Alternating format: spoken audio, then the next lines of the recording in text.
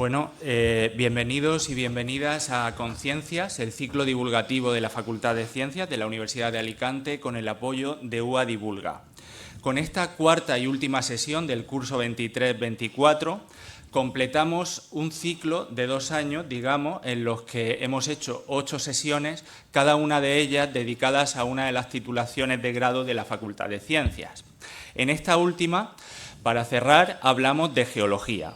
Una ciencia que nos lleva a nuestros orígenes, a unos periodos temporales que son eras de millones de años que escapan de la escala de nuestras cortas vidas y a unos rastros de vida petrificados, inquietantes y extraños. Dice William Ospina en su poema El geólogo: aquí hubo un mar hace 1 millón de años. El hombre no lo sabe, mas la piedra se acuerda. También George Santayana dice: la tierra tiene música para los que escuchan. Y ciertamente necesitamos poner los oídos porque como disciplina científica la geología ataca una serie de retos que abarcan desde problemas técnicos y metodológicos hasta cuestiones sociales y ambientales, que desde luego son de mucho interés actualmente. Algunos de los principales retos, por ejemplo, pues el cambio, apoyar o ayudar a la lucha contra el cambio climático y al medio ambiente, exploración y explotación de recursos naturales, riesgos naturales, cambio en el uso del suelo, geología planetaria y exploración espacial, educación y conciencia pública, tecnología y metodología de la geología, cambio en las normas y regulaciones, todas cuestiones muy importantes. En el día de hoy contamos con Jaime Cuevas y Nahum Méndez, que nos van a hablar de algunos de estos retos. En concreto, creo que la geología planetaria, ¿no? Se enmarcaría dentro de esa rama. Os presento a los dos. Yo me bajaré, harán su exposición y después abrimos un turno de preguntas, ¿vale? Como va a empezar Jaime, pues empiezo con Jaime. Jaime Cuevas, al que seguro algunos ya, bueno, la mayoría ya conocéis, es profesor permanente laboral del área de geodinámica externa del Departamento de Ciencias de la Tierra y del Medio Ambiente de la Universidad de Alicante. Su carrera investigadora empezó en la Universidad Complutense de Madrid, en el Departamento de Paleontología y posteriormente realizó su tesis doctoral en el Departamento de Ciencias de la Tierra y del Medio Ambiente, en temas de petrología y geoquímica en cavidades kársticas. Imparte docencia en los grados de Geología, Biología y Ciencias del Mar de la UA. Colabora también en la actualidad con varios grupos de divulgación, desde donde desarrolla una amplia agenda de actividades de acercamiento de la geología a todo tipo de público. Entre ellas, si no me equivoco, el Geolodía, el famoso Geolodía, ¿no? Que es una locura. Bueno, ganas tengo de ir.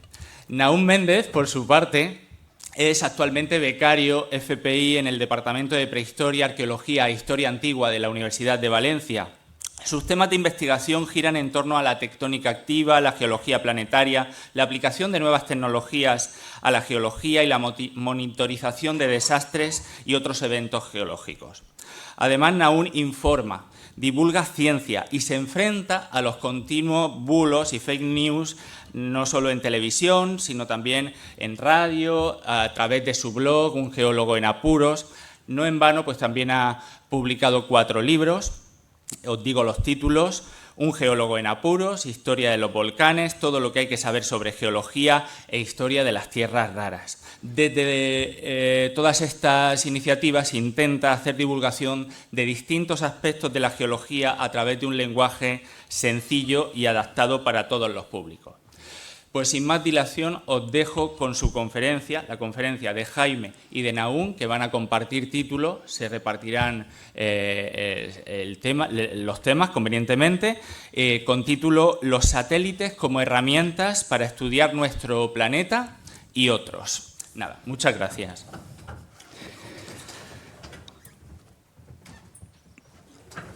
Bueno, pues muchas gracias por tan generosa presentación.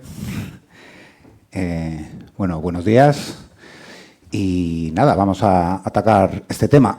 Cuando se planteó esta charla, pues bueno, en principio iban a ser 2 temas diferentes, pero nos pareció más conveniente pues plantearlo como una sola unidad, ¿no?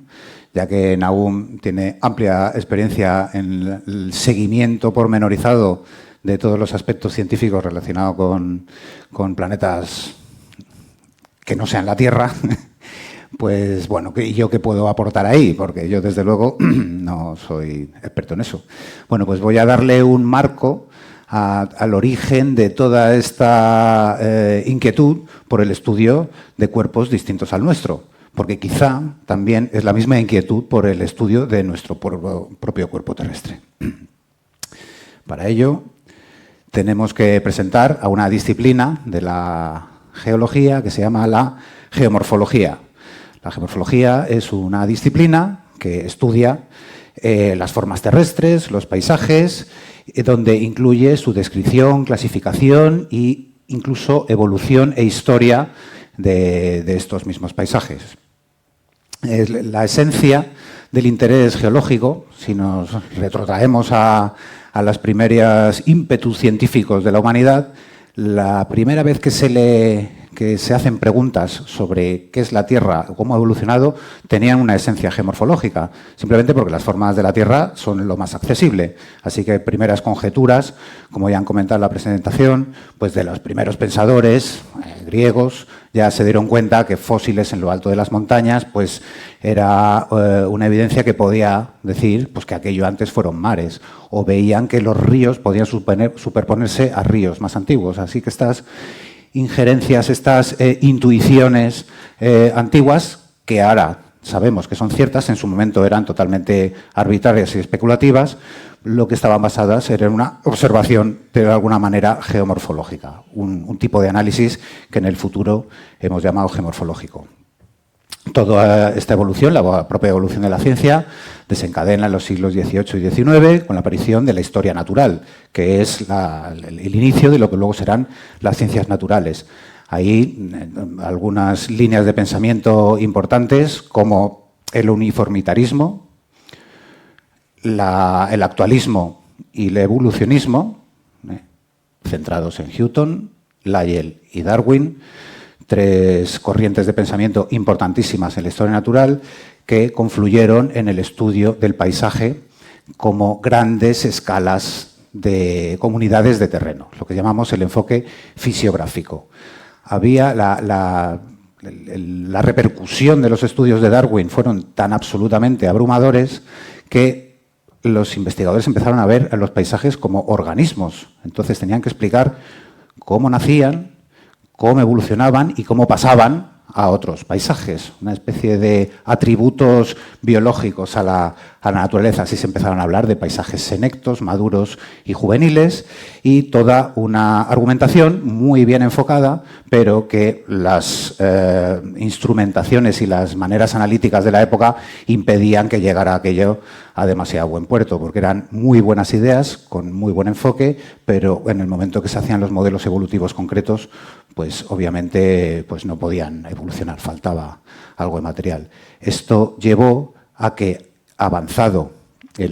se iba avanzando el siglo XX, siglo XXI, se fueron configurando, se fueron cerrando el zoom entre estas grandes unidades fisiográficas y se le empezó a hacer caso cada vez a objetos geológicos y geomorfológicos cada vez más pequeños.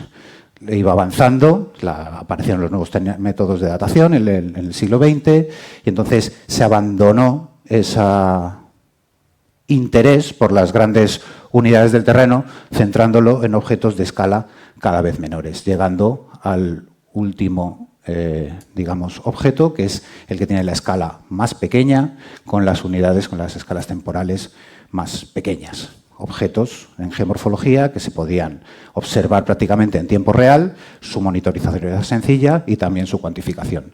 Esto hace que hay un paso desde el interés por las grandes unidades de terreno a los procesos micro, la microescala de los procesos, es un paso natural que se va produciendo a lo largo del siglo XX. Se va cerrando el foco, se abandonan las grandes especulaciones de grandes unidades del terreno y se va a lo micro. Es extremadamente eficaz para describir los procesos que se producen a esta escala y a tanto espacial como temporal. Sin embargo, para reflexionar sobre la evolución del paisaje a escala de la Tierra, pues no se demuestran demasiado eficaces, este análisis tan micro. Así que en los años 80 surge por la presencia de la tecnología de la era espacial un grupo de geomorfólogos británicos en un congreso representan por primera vez un nuevo término para intentar recuperar este enfoque global. Le llamaron megageomorfología, una palabra un poco atrevida, muy polémica y que fue recibida de manera desigual, ya que a algunos geomorfólogos en aquel momento le parecía demasiado ambiciosa. Pero unos años después, en el 85, un grupo ya más nutrido y más multidisciplinar, donde no solo había geomorfólogos, sino también físicos planetarios, expertos en satélites y gente que viene del mundo de la tecnología, retomó el concepto de la megageomorfología para proponerlo como una nueva rama de la disciplina geológica, porque empezaba a haber material de origen que procedía de la toma de imágenes de los satélites que no podía ser pasado por alto. Así que esta propuesta de megageomorfológica recupera, digamos, la esencia de la escala inicial de la historia natural, una especie de juego histórico, cómo se vuelven a las reflexiones del siglo XIX por medio de la tecnología. Bien, en esa conferencia del año 85, donde ya tenía un carácter totalmente multidisciplinar, se veía la utilidad de estas nuevas tecnologías que habían aparecido, que empezaban desde los años 60, toda la carrera espacial. No solo tenía el objetivo de llevar personas fuera de la Tierra y traerlas de vuelta de manera satisfactoria, sino también lanzar máquinas que fueran supervisando planetas distintos al nuestro. Así que las primeras misiones Mariner, por ejemplo, que consiguen sondear Venus, Mercurio y Marte, son de los años 60, del año 65, es la primera misión eficaz. Las primeras fallan, pero en el año 65 ya se sondean estos cuerpos terrestres del Sistema Solar. Y en los años 70 se promueve, ya existía una extensa flota de satélites meteorológicos que lo que hacían era tomar información fotográfica de la Tierra, de mucho interés para cobertura de nubes, etc. Sin embargo, a principios de los 70 se diseña el programa Landsat, que sigue en la actualidad, que lanza satélites con fines científicos. Estos pequeños satélites, el primero del año 72, lo que tenían básicamente eran dos sensores. Uno era una cámara de vídeo, directamente, era imagen visible en tiempo real, eran vídeos de los que se podían extraer fotografías, pero luego tenían un sensor secundario que era absolutamente experimental, en el que no tenían mucha intención puesta, que era el Multispectral Scanner, el MSS, que lo que tomaba era la reflexión en distintas longitudes de onda. Era un instrumento secundario en estos satélites Landsat. Registraba 4 bandas, el verde, el rojo y 2 bandas de infrarrojo. Y según los propios científicos, en cuanto empezaron a recibir imágenes de este programa Landsat, el instrumento secundario MSS pasó clarísimamente a primer nivel, ya que era capaz de generar imágenes como esta. Sé que este tipo de imaginería ahora mismo no nos resulta nada espectacular porque vivimos en una saturación de información de origen satélite, directamente, si queréis, Google Earth, que por cierto es espectrovisible, pero quiero destacaros que esta imagen se procesó en el año 73, hace más de 50 años. En aquel momento, obviamente, fue absolutamente revolucionaria. Esto se trata de un procesado, una manipulación de las 4 bandas que recibían estos satélites Landsat, que hacia el año 85 ya iban por la misión número 5 y había varias centenas de miles de imágenes de este tipo. Entonces, cada una de estas imágenes se procesa por un procesado computacional y para destacar distintos aspectos de relieve. En este caso se trata del glaciar Vatnajökull en Islandia, es el glaciar más grande que tiene Islandia, Es un casquete. La fotografía está tomado en septiembre, que es a finales de verano, y lo que se puede ver perfectamente son las zonas de retroceso por ablación y la zona donde se producen los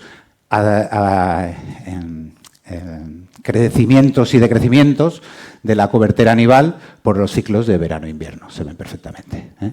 Quedan reflejados en estos tonos de azules. Los tonos rojos en este tipo de imágenes que se llaman de falso color, en la Tierra no tiene este color realmente, los rojos suelen estar indicando cobertera vegetal y los distintos tonos de marrones pues indican distinta naturaleza de los sustratos litológicos, o sea, que tiene una importante carga geológica, pero también ambiental y ecológica. Se pueden hacer estudios botánicos, etcétera. De hecho, a partir de esta llegada de estas imágenes cada vez más abundante, a mitad de los años 80 surgen las ciencias del sistema Tierra, la Tierra entendida como un sistema global. Incluso en la última parte de los años 80 ya se argumenta la hipótesis de Gaia. Gracias a esta imaginería se empieza a ver la Tierra como un todo, como un sistema, como un planeta, al fin y al cabo. Esta imagen es del desierto de Sonora, en la parte pegada a la costa de California, y entonces otra accesibilidad que daba este tipo de imaginería es poder hacer estudios de escala regional que serían imposibles hacer a escala de campo. Podemos ver unos distintos sistemas de dunas, pero controlados por distintos regímenes de viento que les dan configuraciones que solo pueden ser percibidas a esta escala. Es cierto también que este nuevo enfoque megageomorfológico no sentó muy bien a la comunidad geológica en primera instancia, ya que hay algunos investigadores que reflexionan que había cierto rechazo en la geomorfología que se mostraba como una disciplina eminentemente de campo. La geomorfología tenía que ser una de las disciplinas como todas las de la geología, pero geomorfología quizá más, donde la toma de datos tenía que ser tomada directamente por el investigador en el campo, de una manera directa, si no, no era fiable. Entonces, la dependencia de máquinas no fue recibida con agrado por la comunidad. Entonces, tardó todo este enfoque megageomorfológico en coger cuerpo como disciplina a lo largo de los 80 y los 90, ya que la dependencia de los instrumentos de alta tecnología de la nueva era espacial no era bien visto por la comunidad.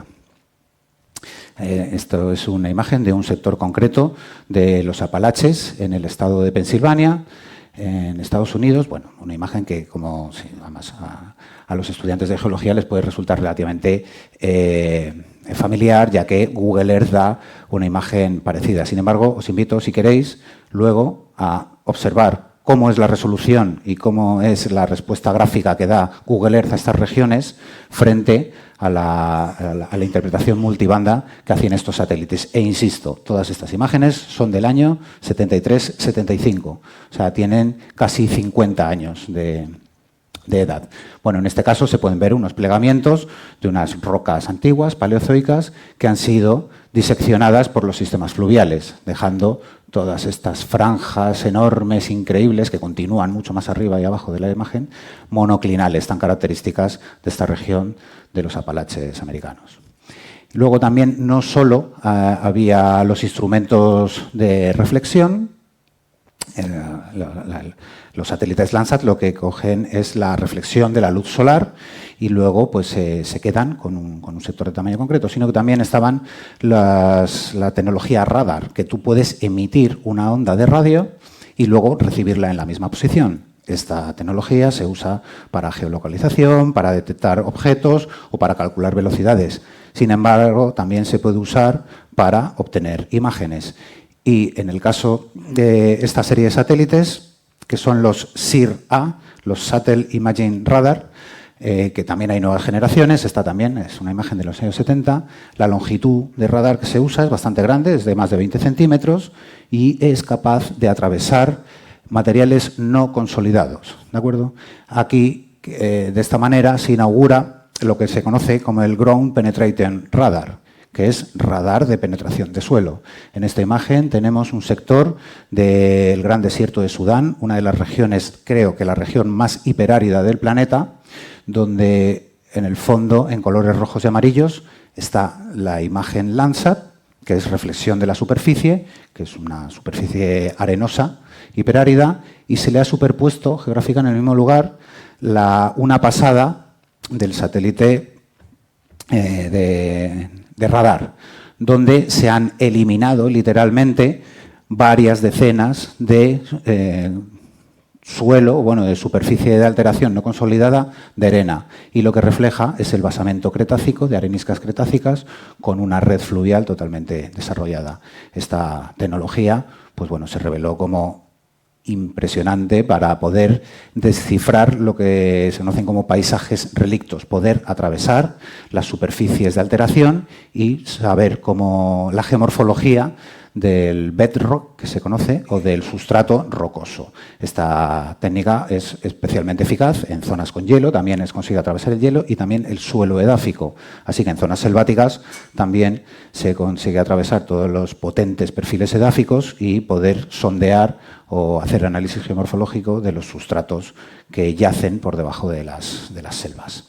Bueno, y en la actualidad, ¿cómo está la cosa? No hemos salido de los años 70, si os fijáis, y de los años 80. Bueno, pues en la actualidad toda esta tecnología no ha cambiado, es la misma, simplemente pues ha mejorado. Ya la serie Landsat ahora mismo registra 11 bandas de las antiguas 4 que registraban los antiguos satélites. Y ahí están sondeados prácticamente, que me corrija Nahum, pero prácticamente todos los cuerpos del sistema solar, prácticamente los grandes todos, y sus satélites incluso, la mayoría, sondeados, quiero decir, que tienen algún aparato tomando imaginería alrededor. Y bueno, pues uno de los más populares, como no, es Marte.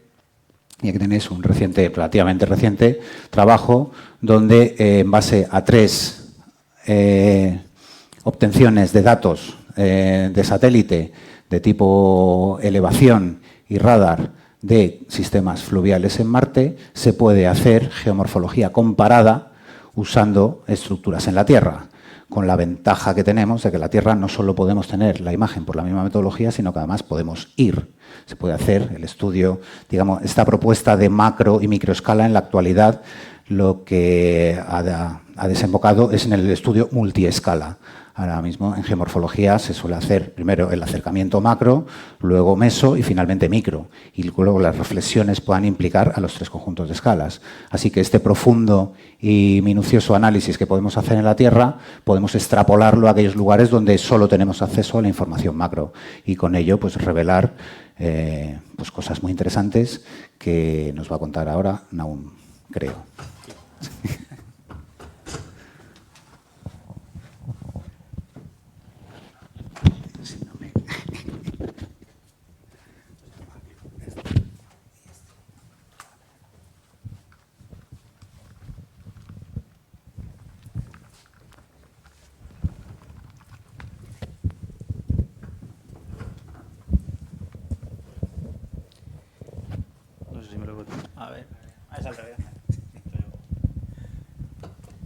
Como no estamos acostumbrados a dar conciertos, luego nos pasa lo que nos pasa. Bueno, muy buenos días. Muchísimas gracias por venir a escucharnos hoy, a hablar un poco de geomorfología. Yo he venido pues a dar una de cal y una de arena, ¿no? Porque creo que es importante. Lo que ha contado Jaime es la base fundamental de lo que hoy se hace en muchísimas de las ciencias planetarias. El sentido que más usamos, obviamente, es la vista, y por eso es tan importante que los satélites nos aporten esa visión que nos pueden aportar de cerca y que desde la Tierra no podemos observar desde los telescopios, obviamente. El fondo de mi parte de la charla es un cráter, porque tiene una razón, ¿no? Geomorfológicamente, la mayoría de personas pueden pensar que el cráter es la forma más común del sistema solar. Eso es cierto, y también pueden pensar que es la más aburrida, porque todos se forman igual. Pero precisamente los cráteres son, por un lado, ventanas a conocer otras capas que muchas veces están en el subsuelo y no podemos ver, porque obviamente son un agujero que tenemos hecho de manera natural, pero también nos sirven para otra cosa muy importante de la que ahora vamos a hablar, ¿no? Así que, aunque muchas veces veáis denostada la forma geomorfológica del cráter como algo inútil, o por ejemplo cuando vemos en la Luna muy repetido, la verdad es que podemos sacar una gran cantidad de información de ellos. Como he dicho antes, la verdad es que no todo es tan bonito. En nuestro planeta tenemos una cobertura global de imágenes y multiespectrales, no solamente luz visible, radar. Para que os hagáis una idea, solamente con los satélites Sentinel de la Unión Europea, que tenemos de manera disponible sus imágenes gratis, de nuestra zona de Alicante tenemos una imagen cada 5 días. Con Landsat, aproximadamente cada 15. O sea que tenemos una imagen prácticamente de manera continua. Si nos vamos a los satélites comerciales, hay redes de satélites comerciales que no es que tomen una imagen cada 5 días, sino que toman varias veces al día una imagen de nuestra zona, solamente que esas tenemos que pagar para poder verlas. Pero desgraciadamente las ciencias planetarias no son así, ¿no? Tenemos unas ventanas de oportunidad que son las misiones espaciales, en las cuales tenemos un cacharro pues, o en la superficie o dando vueltas alrededor de un planeta, pero que tampoco pueden tomar fotos de manera continua, imágenes. ¿Por qué? Pues porque hay distintos condicionantes que nos lo impiden. Para que os hagáis una idea, muchas veces decimos, y es cierto, que conocemos mejor la superficie de Marte o de la Luna con mayor resolución que los fondos oceánicos. Esto es verdad. Pero para que os hagáis una idea, la nave con mayor resolución que está en órbita alrededor de Marte y que ha estado, que es esa de ahí, que es la Mars Reconnaissance Orbiter, lleva en órbita de Marte pues ya más de una década y solamente ha fotografiado el 5% de la superficie a una resolución de 30 centímetros por píxel. Hoy en día la superficie de la Tierra está fotografiada por completo a esa resolución y la de la Comunidad Valenciana, por ejemplo, todos los años la tenemos también tomada esa resolución. Ojo, a 30 centímetros por píxel en más de 80.000 imágenes que se han tomado. Y os podéis preguntar, ¿por qué es que las imágenes que toman son muy pequeñas? No, no se debe a eso, sino que muchas veces, mientras que los satélites que están en órbita de la Tierra toman imágenes de todo continuamente, en Marte hay que seleccionar muy bien qué imágenes tomamos, porque tenemos varios limitantes, ahora hablaremos de ellos, pero también se repiten muchos puntos. ¿Por qué? Porque no solamente nos interesa ver lo que hay, sino cómo cambia. Pero, sin embargo, tenemos el 100% de la superficie a una resolución de 6 metros por píxel, de la superficie de Marte fotografiada. ¿Qué ocurre? Que, efectivamente, nuestros océanos, de media, están cartografiados a una resolución de 30 metros por píxel. O sea que para que os hagáis una idea que efectivamente sí que conocemos la superficie de Marte con muchísima más resolución que conocemos la de nuestro planeta. O sea que todavía nos queda incluso un esfuerzo para poder hacer geomorfología a una escala mucho más pequeña en la Tierra que en Marte. Y como os decía antes, muchas veces hemos visto los cuerpos planetarios como cuerpos estáticos, como cosas que no cambian, pero cambian. Y uno de los problemas que nos encontramos es que mientras en la Tierra tenemos esa cobertura continua que nos permite ver cómo evolucionan sistemas como, por ejemplo, pueden ser los deltas, en Marte no podemos hacerlo, no podemos tomar imágenes todos los días, ni siquiera cada mes. Tenemos periodos muy concretos para tomar esas imágenes, pero en Marte efectivamente ocurren procesos activos. Mientras aquí, en esta imagen de aquí, tenemos una imagen de un escarpe que hay en el polo norte de Marte y en el cual estamos viendo como una avalancha de polvo. Casualidad que la nave estaba tomando una imagen de este escarpe y pilló una avalancha. O sea que en Marte sí que hay procesos activos. En este caso probablemente un proceso activo relacionado con el cambio de estación, que hace que se desestabilice ese hielo de dióxido de carbono que forma alguna de las capas y que haga que cuando se pasa del estado sólido al gaseoso, pues de alguna manera tiemble esta zona, este escarpe de aquí y provoque este tipo de deslizamientos. O sea que es un problema de cobertura temporal. Fijaos aquí de nuevo, ¿no? Una imagen tomada por los satélites del Landsat. A lo largo de los años vemos cómo las dunas se mueven una gran cantidad de metros. Bueno, pues desgraciadamente en un planeta como Marte, que es el planeta más visitado de todo el sistema solar, pensábamos que las dunas eran, si no todas fósiles, prácticamente todas fósiles. ¿Por qué? Porque la presión atmosférica en Marte es muy baja y pensábamos que el viento no era capaz ni siquiera de mover los granos de arena. Eso era un seco relacionado con la cantidad de imágenes que somos capaces de tomar de la superficie de Marte. ¿Por qué? Porque como no podíamos repetir la imagen del mismo sitio, pues realmente no podíamos ver si la duna se movía. Pues sí, se mueven poco, pero las dunas, e incluso no solamente a las dunas, sino las formas que hay en la superficie, estas ripples más pequeñas, se mueven a lo largo de los años. O sea que los vientos sí que son capaces de mover esos granos de arena, al igual que ocurre en la Tierra. Solamente que en nuestro planeta pues el ritmo suele ser bastante más rápido porque los vientos tienen mucha más fuerza. Otro de los grandes problemas que nos tenemos cuando estudiamos geomorfología más allá de la Tierra es la velocidad de Internet. Es decir, en la Tierra tenemos gigas por segundo desde el espacio. Sin embargo, en Marte, pues para que os hagáis una idea, tardamos, cuando tenemos la máxima velocidad de esta sonda de aquí, que es la Mars Reconnaissance Orbiter, tardamos 22 minutos en bajarnos una giga. Y cuando más lejos está Marte de la Tierra, porque la distancia también es un condicionante a la hora de tener un mayor o un menor caudal de información, tardamos en bajarnos una giga de imágenes unas 2 horas. Para que os hagáis una idea, las imágenes de Marte, las normales, las tiras, las que se toman como se toman las imágenes de satélites de nuestro planeta, miden cientos de megas, 200, 300, 400. O sea, imaginad lo realmente difícil que es no solamente tomar las imágenes en otro planeta, sino el tiempo que necesitamos para transmitirlas. Y por eso, aunque a lo largo de más de una década se hayan tomado 80.000 imágenes de alta resolución, si ese satélite estuviese en la Tierra, hubiese podido tomar muchísimas más, porque además no solamente es transmitirlas, sino que además tenemos que tener la suficiente capacidad de almacenamiento para ir transmitiéndolas poco a poco. Otro de los grandes problemas que también tenemos en Marte, Jaime ha dicho que en la Tierra, bueno, no solamente vemos en longitud de onda visible, sino que también usamos otras bandas, usamos el infrarrojo, el calor que emiten los cuerpos, en este caso el calor que emite la superficie de Marte. ¿Por qué? Porque estudiando cómo varía esa emisión a lo largo de toda la banda del infrarrojo, podemos sacar un espectro y ver la firma de algunos de los minerales que componen la superficie. ¿Qué es lo que ocurre? Que en Marte, prácticamente, toda su superficie está cubierta por una capa de polvo rojo que lo cubre pues prácticamente todo, ¿no? Normalmente esto está relacionado, pues, aparte de con el clima de Marte, que es muy árido, con la ocurrencia de grandes tormentas de polvo globales que cuando paran dejan que se deposite una capa de polvo. Bueno, pues eso a veces nos opaca incluso un poco la señal que nosotros queremos estudiar del subsuelo, porque encima tenemos una capa de polvo, ¿no? Y muchas veces vemos sobre todo esa capa de polvo representada sobre el suelo. Por lo cual, a veces, para tener una interpretación geomorfológica completa, necesitamos saber de qué está hecho lo que vemos, pero a veces incluso esto en Marte es muy difícil, ¿no? Porque allí no podemos mandar a nadie, salvo en puntos muy concretos. Ahora mismo tenemos 2 misiones en Marte funcionando. Tenemos el Curiosity y el Perseverance, que están funcionando, pero están en puntos muy pequeños de Marte. No se pueden mover cientos de kilómetros. Apenas se pueden mover kilómetros a veces a lo largo de décadas, con lo cual es muy difícil que podamos investigar toda la superficie y tener una verdad cierta sobre su composición. Como les decía al principio, el fondo de mi charla es un cráter. No solamente nos sirve como ventana para poder estudiar el interior, ni para poder estudiar cómo ha sido el impacto. Incluso a veces los cráteres de Marte nos pueden servir para ver si ha habido una interacción pues, con el posible océano que existió en la cuenca boreal o con posibles capas de hielo en el subsuelo, sino que a nosotros los cráteres nos sirven para poner fecha a las superficies planetarias. En nuestro planeta poner fecha a las cosas pues lo tenemos relativamente fácil porque tenemos técnicas de datación absoluta, con la cual a través de los distintos isótopos radiactivos pues podemos poner una fecha a las rocas. Pero en Marte, pues muestras de Marte, salvo los meteoritos que por suerte han caído en la Tierra, no tenemos ninguna. Entonces hay técnicas que nos permiten, contando el número, la distribución y el tamaño de los cráteres, más o menos aproximarnos a una edad de la superficie. Fijaos, por ejemplo, aquí, estas son 2 imágenes de Marte.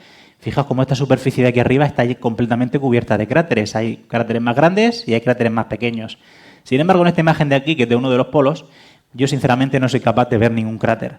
Por lo tanto, la superficie de aquí tiene que ser mucho más joven que la de arriba. ¿Por qué?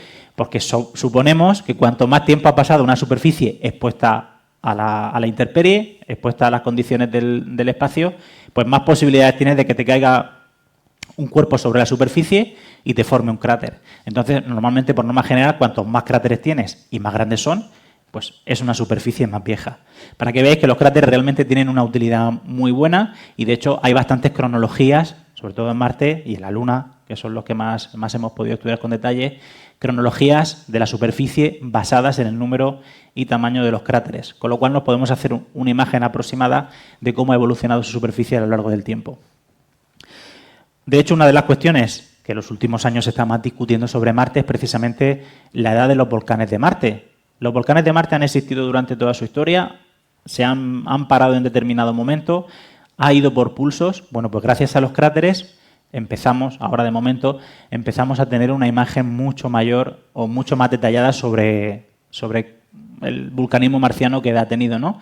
Y de hecho, por ejemplo, aquí vemos algunas de las calderas más importantes de Marte y vemos que tienen unas dataciones en su interior. Bueno, estas dataciones no se han hecho porque ha ido alguien a datar la roca volcánica, que sería lo fácil para nosotros aquí en la Tierra, sino que se han contado los cráteres, se ha estudiado su distribución y se ha visto que, por ejemplo, en Olympus Mons ha habido erupciones en los últimos, 160, 170 millones de años. Incluso en algunos de los flancos hay incluso dataciones mucho más recientes de posibles erupciones volcánicas, basadas precisamente en este conteo, ¿no? Es una forma geomorfológica de poder datar una superficie. Otro de los temas que también se están discutiendo mucho últimamente, que también son temas de vanguardia, es la ocurrencia de tsunamis en Marte. Yo sé que hoy en día Marte es un planeta súper árido, ¿no? Pero en algún momento sospechamos que tuvo un gran océano, por lo menos en lo que llamamos la cuenca boreal, que es prácticamente todo ese hemisferio norte que está mucho más deprimido. Aquí tenéis unas reconstrucciones que ha hecho el Servicio de Visualización Científica del Centro Espacial Goddard, en la cual vemos pues grandes cuencas cubriendo una gran parte de la superficie de Marte. Falta alguna porque solamente se han centrado en la cuenca del norte. Bueno, pues hoy sospechamos, gracias a distintos estudios geomorfológicos hechos desde satélite, unos más recientes y otros más antiguos, fijaos, este es del año 2022, es uno de los más recientes, en el cual los científicos se han dado cuenta de que hay como, a partir de, hacia afuera de esa gran cuenca marina que pudo existir en el hemisferio norte de Marte, hay como una especie de materiales que se han movido como con una forma de dedos, como con una forma de lóbulos, tierra adentro, cuando lo normal es que en este caso, muy cerca de esta cuenca boreal, lo que desembocan, como podéis ver aquí en esta zona, son grandes redes fluviales. ¿Cómo podemos encontrar al mismo tiempo redes fluviales que desembocan hacia abajo, ladera hacia abajo, no pueden desembocar ladera hacia arriba, y al mismo tiempo encontramos grandes dedos de materia entrando hacia adentro? Bueno, pues muy probablemente esto tenga que ver con la ocurrencia de grandes tsunamis en Marte. ¿Cómo se podían formar los grandes tsunamis en Marte? Bueno, pues eso es una de las grandes discusiones que tenemos. Podía ser de dos maneras principalmente. Una, pues a través de grandes deslizamientos, obviamente terremotos. No tenemos muy claro que hayan grandes fallas a lo mejor en el hemisferio norte que pudiesen causar este tipo de tsunamis, a través de deslizamientos o a través del impacto de asteroides contra el océano y pues, como cuando echamos una piedra en el agua, ¿no? Al final se puede deportar. Pues bueno, pues básicamente eso es lo que ocurriría en el pasado de Marte cuando era un mundo mucho más húmedo. Y de hecho hay muchísimos estudios. Este, por ejemplo, es un poco más antiguo, es de 2016. Es un estudio de la Universidad de Barcelona en la cual geomorfológicamente se puede trazar incluso la capa de cómo entraba ese material tierra adentro, ese material desde el océano hacia adentro, y cómo se pueden ver incluso los posibles canales formados durante el retroceso del océano, una vez que había acabado, digamos, el tsunami, ¿no? Y esto es importantísimo porque nos permite estudiar procesos que ocurren en nuestro planeta, pero en este caso en Marte. Y de hecho en los últimos años se está haciendo bastantes estudios sobre este tema, intentando ver si algunos de los cráteres que conocemos en este entorno del océano boreal están relacionados con algunos de estos tsunamis. Es muy difícil porque datar es complicado en Marte, aunque os he dicho que la técnica de los cráteres pues es bastante útil. A veces las cronologías son bastante discutibles y discutidas. Pues hablando del agua, Jaime ha puesto las redes fluviales de Marte. Marte es un planeta que ha tenido, por lo menos los primeros 1000 millones de años de historia del planeta, muy probablemente fue un planeta bastante acuoso.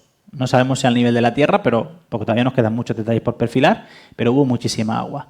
Y una de las cosas que más yo creo que destacan de la superficie de Marte es la presencia de deltas.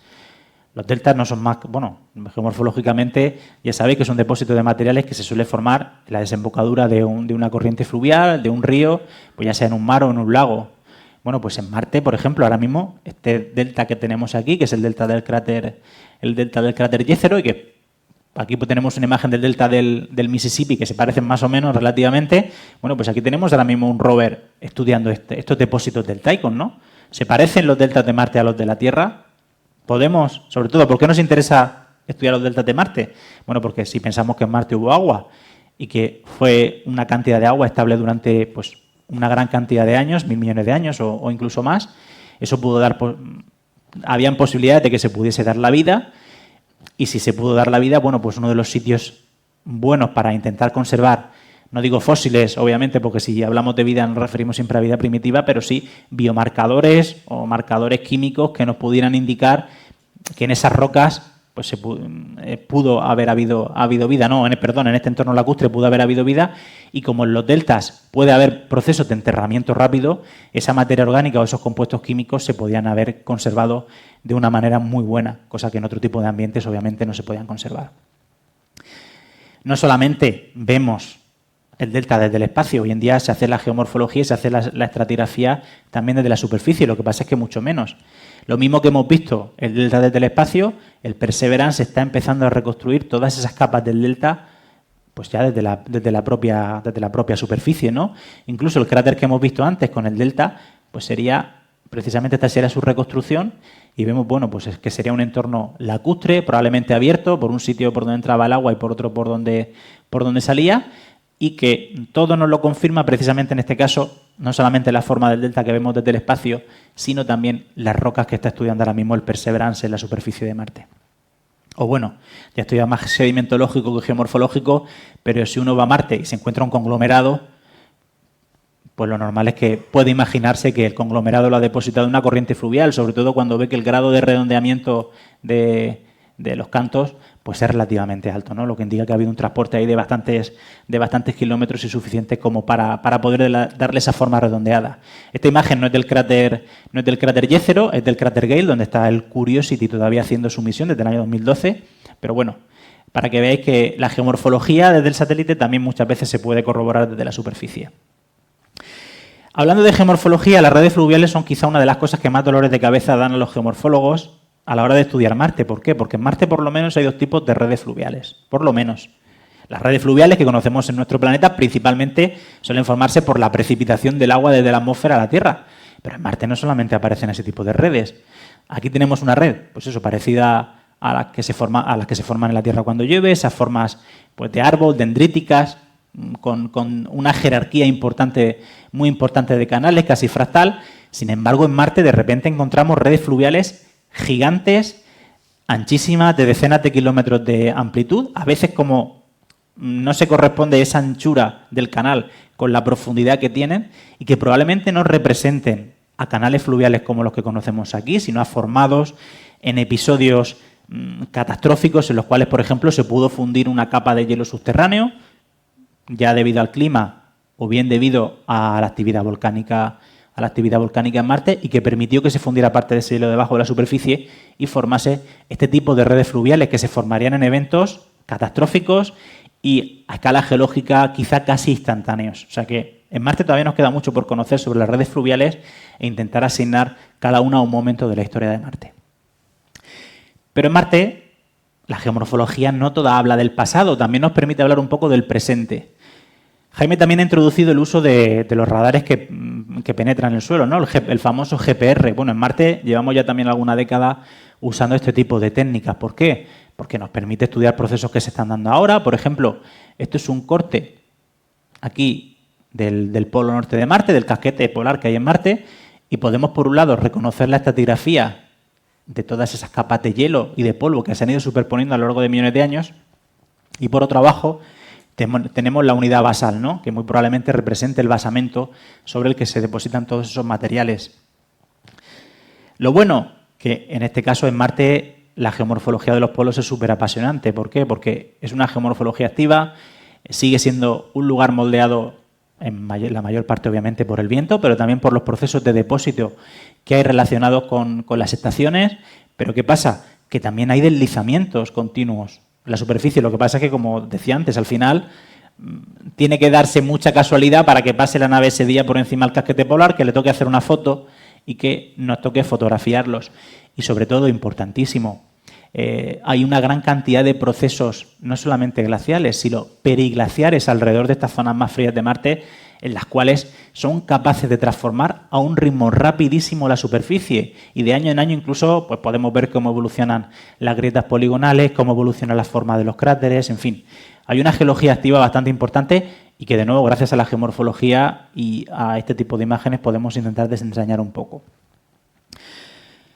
En Marte no sabíamos si habían terremotos, sospechábamos que sí, porque los terremotos son una cosa habitual de los planetas, pero no éramos capaces de cuantificar la actividad porque los primeros sismógrafos que mandamos a Marte en los años 70 no fueron capaces de detectar terremotos, por lo menos de una manera definitiva. Sin embargo, la misión InSight, que llegó hace unos años a Marte y cuya misión ya ha acabado, fue capaz de, durante su funcionamiento, detectar una gran cantidad de terremotos de distintos orígenes, relacionados con el impacto de los asteroides, terremotos tectónicos, terremotos que probablemente incluso tengan un origen volcánico en Cerberus Fossae. Pero claro, nuestro catálogo sísmico de Marte, pues obviamente es muy cortito, tiene apenas unos años. ¿Cómo podemos intentar cuantificar pues mejor cómo es la actividad geológica de Marte? Bueno, pues a través de la geomorfología. Uno de los temas que también se están estudiando en los últimos años es la caída de rocas de los distintos escarpes rocosos ladera abajo, ¿no? ¿Por qué? Porque estudiando la distribución y el tamaño de estas rocas y hasta dónde llegan, nos podemos imaginar a veces qué tipo de terremotos o qué magnitud tienen los terremotos que ocurren en Marte, que son capaces de romper la superficie, en este caso el estrato que está al aire, dejar caer la roca y que esa roca se transporte ladera abajo. Bueno, pues en algunos casos hay poblaciones que parece de este tipo de rocas, de este tipo de desprendimientos que hay en algunas laderas, que están relacionadas con eventos discretos, ¿no? Y que podemos seguir en distintos puntos de una zona cercana, con lo cual nos podemos hacer una idea de cuál es el grado de actividad de Marte. Pero además, las imágenes nos permiten incluso, igual que hacemos en la Tierra una geomorfología tectónica, en Marte también la podemos hacer. Esto es una imagen de Valles Marineris, el sistema de cañones más grande de Marte, y no solamente de Marte, sino de todo el sistema solar, en el cual podemos seguir la traza de una falla. En este caso, los autores del artículo dicen que es una falla normal, aparentemente lo parece, y cómo esta falla corta distintas capas del terreno, incluso aquí una especie de pequeño, entre comillas, abanico aluvial, incluso parece que lo corta uno de los escarpes de la falla, ¿no? Pero sin embargo este deslizamiento que hay aquí un poco más reciente, pues no lo corta, ¿no? Bueno, pues con todas estas cosas, con todos estos estudios geomorfológicos, podemos saber también detalles sobre la actividad sísmica de Marte o sobre la actividad geológica, y que durante muchos años ha sido complicadísimo cuantificar. Y de hecho, como te decía antes, si no fuera por este tipo de cosas, con el catálogo sísmico que tenemos tan escueto de Marte, pues podríamos afirmar muy pocas cosas sobre su actividad geológica. Y sobre todo, Marte es un lugar árido. Y como lugar árido, pues ¿qué tenemos? Arena, tenemos polvo y sobre todo tenemos procesos activos que son capaces de modificar su superficie. Las dunas, muchos de los campos de dunas de Marte, otros no. En Marte hay muchísimos campos de dunas fósiles, pero muchos de ellos siguen activos y siguen cambiando a lo largo de los años. Y esto es importantísimo que lo tengamos en cuenta, porque Marte, desde luego, fijaos, estas dos imágenes están tomadas con 3 años de diferencia. Se puede apreciar cómo efectivamente hay cambios en toda la superficie de la duna, incluso aquí sobre esta roca que hay en el basamento, cómo se superpone la arena, ¿no? O sea que Marte es un planeta activo y que podemos estudiar también desde ese punto de vista de la geomorfología. ¿Por qué? Porque la geomorfología, en este caso, saber la forma de las dunas, cuáles son los procesos evolutivos de las dunas en Marte, porque en Marte no solamente se ven dunas individuales, en Marte se ven los procesos evolutivos en los campos de dunas de un tipo de duna a otro, y creo que eso es importantísimo para saber cómo ha podido evolucionar el clima o cuáles son los regímenes de viento dominantes. Y ya la última cosa que me quedaba por decir también sobre geomorfología, en este caso también sobre geomorfología activa, son la formación de determinados canales. En inglés se llaman líneas recurrentes de laderas, que son unas líneas o unas marcas de color oscuro que suelen formarse durante la primavera y el verano en determinadas zonas de Marte, cuyo origen todavía no sabemos, porque desde la órbita a veces es muy difícil afinar. Químicamente parece que en algunas de estas líneas hay minerales del grupo de las sales, por lo cual pues igual hay por en medio alguna salmuera o incluso el agua en estado líquido relacionada con estas líneas de ladera, que son muy importantes porque aparecen en muchísimos sitios. Todavía nos falta saber cuál es su verdadero origen, y quizá a través de la geomorfología y del estudio más detallado de estas formas, porque ya digo que desde la órbita es muy difícil porque no son extremadamente grandes, pues quizá podamos saber un pelín más. Y dicho todo esto, simplemente, si os gusta la geomorfología de Marte, el año pasado dediqué todos los domingos a hablar de dunas en Marte, con fotos y con imágenes y diagramas explicativos, y este año 2024 todos los martes son martes marcianos, en el cual pues todos los martes saco una imagen de Marte tanto en Twitter como en Instagram, y se comenta, ¿no? Siempre con aspectos relacionados con la geomorfología del planeta Marte. Y bueno, dicho todo esto, ya por mi parte no me queda nada por decir. No sé si Jaime querrá decir algo más, ¿no? Perfecto. Pues nada, pues muchísimas gracias, y ya si tenéis alguna pregunta, yo ya me quito este micro y nos sentamos en la mesa y lo respondemos desde ahí, ¿no? Muchas gracias.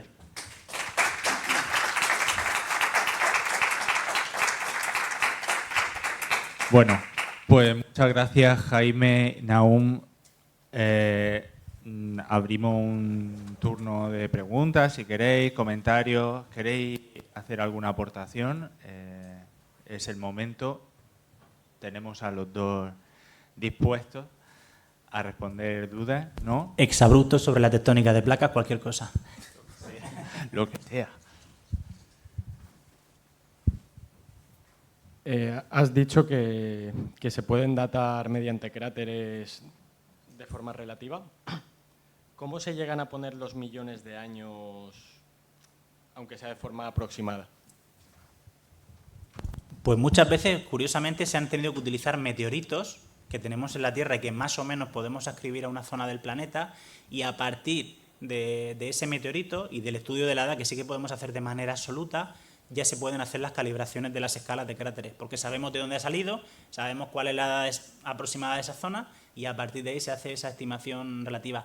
Hay otras cronologías que no lo hacen así, que más o menos hacen una estimación una comparación con la cronología lunar, que en la Luna también sí que tenemos mucho más calibrada la edad, porque de ahí sí que hemos podido traer muestras, y se hacen a partir de esas, ¿no? Se hace una distribución relativa de tamaño, de tamaño, número y distribución de cráteres.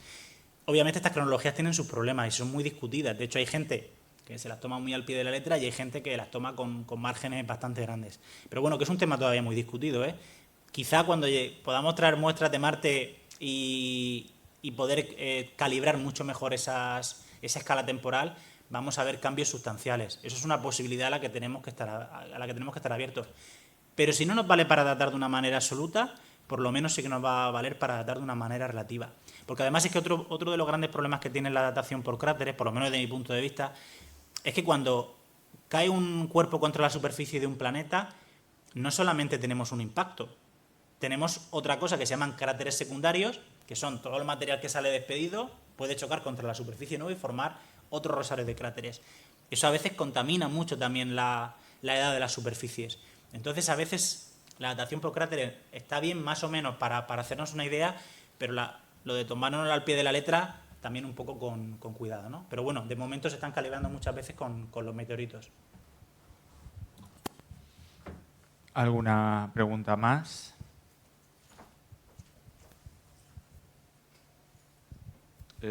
¿Hay alguna diferencia entre las dunas fósiles en cuanto a morfología, tamaño, etcétera, con respecto a las dunas que sabemos que están activas?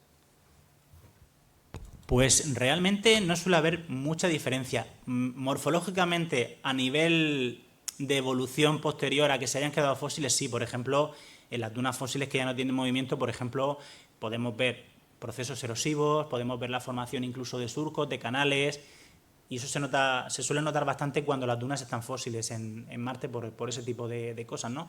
Muchas veces no tienen, cuando uno mira a su alrededor, por ejemplo, no ve ningún tipo de movimiento ni a lo largo de los años ni aparentemente en tiempos recientes. A veces se ven cráteres también en la superficie, pero sobre todo llama la atención que en algunos sitios las dunas fósiles, ya digo, morfológicamente las tipologías son las mismas, pero sí que, por ejemplo, a veces uno ve canales ya formados en las dunas que se tienen que haber formado hace muchísimo tiempo y que si la duna estuviese activa esos canales hubiesen desaparecido, ¿no?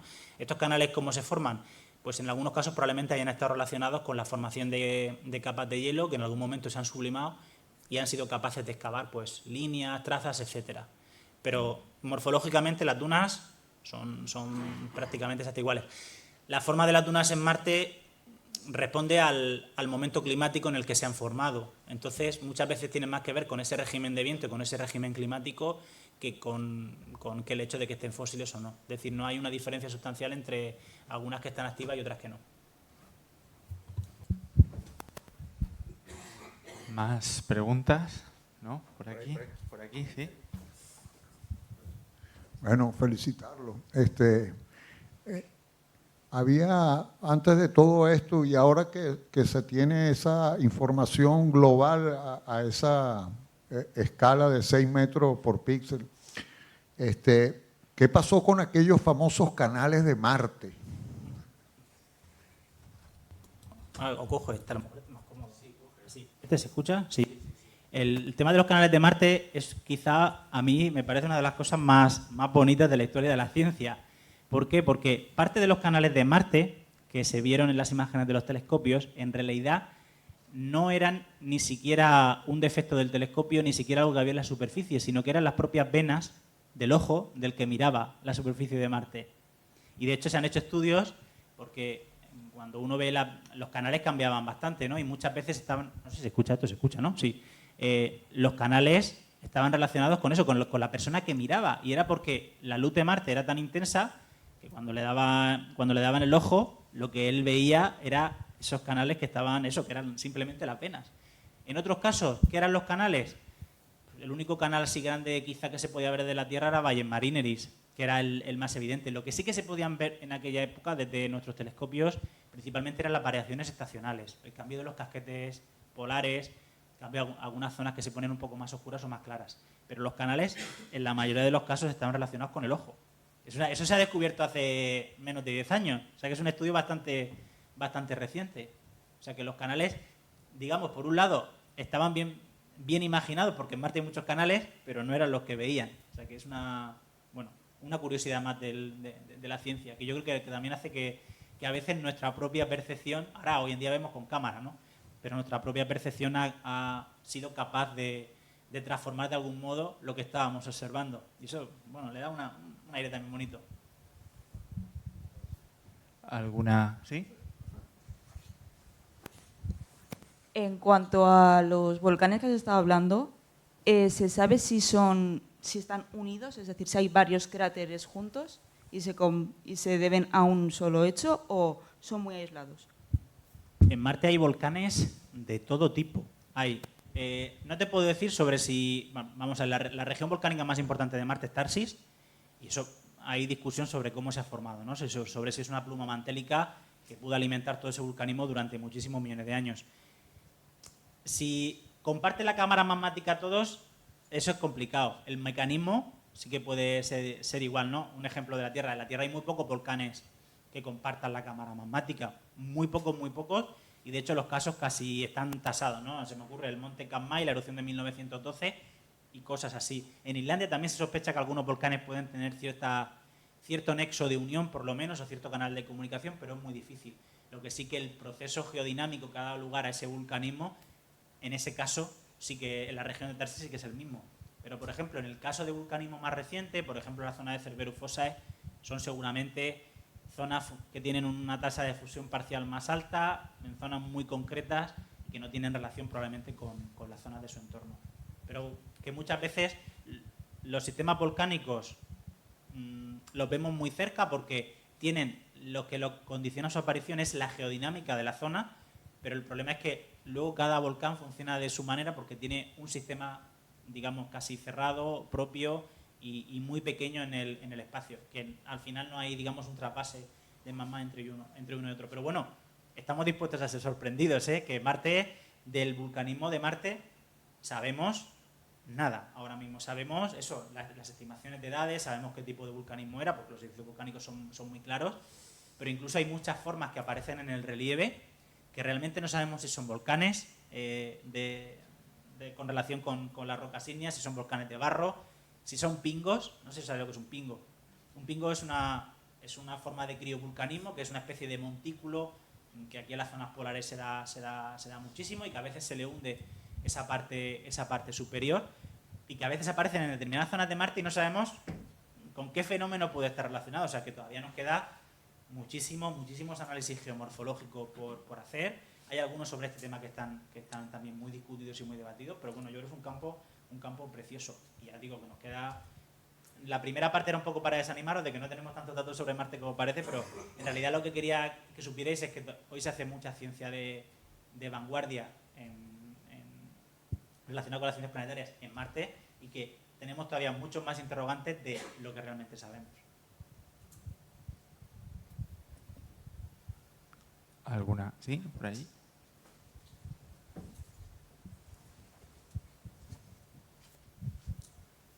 Has hablado sobre terremotos en Marte. ¿A qué equipos hay? ¿Hay algo instalado allí? ¿Hay realmente algún sismógrafo instalado o hay algo allí? Ahora ya no. No sé si tengo yo mala memoria, si desde 2019 hasta 2022 o 2023 sí que hubo uno, que es el sismógrafo de la InSight, que es el único sismógrafo que ha funcionado en Marte. Anteriormente la Viking llevaron, pero el ruido de la señal era terrible y no, bueno, de hecho os podéis bajar los datos y si sois capaces de ver algo es un milagro. Y la InSight sí que ha estado varios años funcionando y nos ha dado una cantidad de detalles. Bueno, de hecho ahora se están haciendo, porque al final se recogen los datos, pero los datos se estudian durante décadas, ¿no? Los datos que tomamos hoy no sabemos lo que nos dirán dentro de 10 años. Y hay un catálogo sísmico chulísimo, mantenido en parte por la Agencia Espacial Francesa, que fue la encargada de hacer el instrumento, y luego también por IRIS, que ahora se sigue llamando IRIS. Sí, se sigue llamando IRIS. Bueno, por IRIS, que los podéis, si queréis ver terremotos en Marte, buscáis IRIS Marsquake y os podéis bajar la forma de onda y podéis ver los terremotos de Marte. Veréis que son iguales que los de la Tierra, o sea que en eso no hay diferencias. Algunos sí que veréis que tienen una duración más larga, pero bueno, eso probablemente esté relacionado por la estructura de la corteza. Le pasa algo similar a lo de nuestra Luna. Y bueno, hay un catálogo extensísimo, porque cada vez se descubren más terremotos dentro del catálogo. ¿Pero sigue registrándose? O sea, No, la InSight falleció, no sé si en 2022 o 2023, porque estas sondas suelen tener paneles solares y cuando se colmatan de polvo ya pues dejan de funcionar. Pero bueno, yo creo que la sorpresa de que hayan terremotos de magnitud 5 en Marte, que es algo que para nosotros podía ser algo inesperado, porque Marte es un planeta aparentemente sin actividad, por lo menos una actividad tectónica muy grande, la verdad es que es una cosa muy, muy bonita y muy llamativa. Y además está todo el catálogo sísmico ya disponible para descargar. Además hay muchos canales, un sismógrafo hay banda ancha, hay frecuencia alta frecuencia, o sea que hay de todo. Hay una gran cantidad de datos. Y la interpretación, bueno, pues tardaremos. Solamente os voy a poner un ejemplo sobre la interpretación de los datos. Hace 30 años había alrededor de Venus una sonda que se llamaba Magellan dando vueltas y tomó imágenes con radar de la superficie. Unas imágenes, Venus un planeta, pues si Marte es árido, Venus, pues imaginaos a 480 grados lo árido que es. Bueno, pues una de las grandes dudas que teníamos era sobre si había volcanes activos en Venus, porque si Venus tiene el tamaño de la Tierra y una composición parecida a la de la Tierra, pues lo normal es que algunos parezcamos, ¿no? Bueno, pues en 2023 se publicó la primera posible prueba de una erupción volcánica en Venus. ¿Por qué? Porque los datos hace 30 años para verlos y compararlos costaban muchísimo, pero ahora de manera automática y con todas las técnicas que hay nos permite comparar zonas de la superficie de una manera muy rápida y se ha visto lo que puede ser, digamos, la primera cola de lava de una erupción volcánica mientras duró esa misión. O sea que, fijaos lo de la interpretación de los datos, lo que puede llevar aparejado de por sí, ¿no? Así que, bueno, pues os animo que le deis a la geomorfología terrestre y planetaria porque hay para estudiar muchísimo, muchísimo. Gracias. ¿No? Pues bueno, yo tengo una pregunta. ¿Sobre matemáticos en Marte? Sí.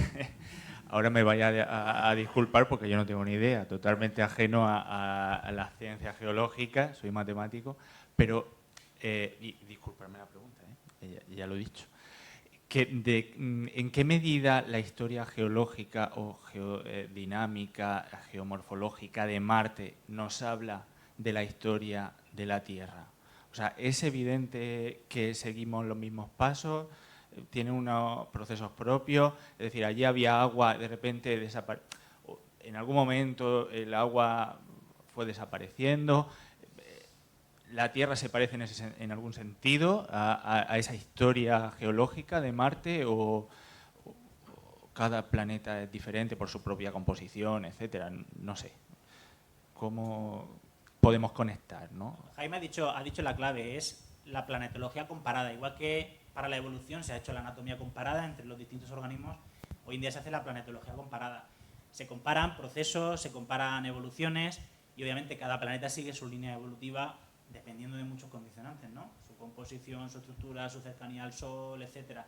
Lo que sí que podemos extraer es cómo procesos similares pueden tener resultados similares en un planeta o en otro. O, por ejemplo, cómo estudiando la historia climática de Marte podemos aplicar ese conocimiento a los modelos que usamos aquí para nuestro clima, para el calentamiento global o como sea, como una especie también de verificación, ¿no? O sea que el estudio de los planetas nos sirve un poco para mirarnos en un espejo. No de todo, porque de todo obviamente no nos podemos mirar. Procesos que la Tierra dan lugar a una cosa, en Marte pueden dar lugar a otro, pero bueno, que es importante que lo tengamos como referencia para poder compararnos, ¿no? Esa evolución y lo que podemos aprender de cara a nuestro futuro y a nuestro pasado para interpretar nuestra historia.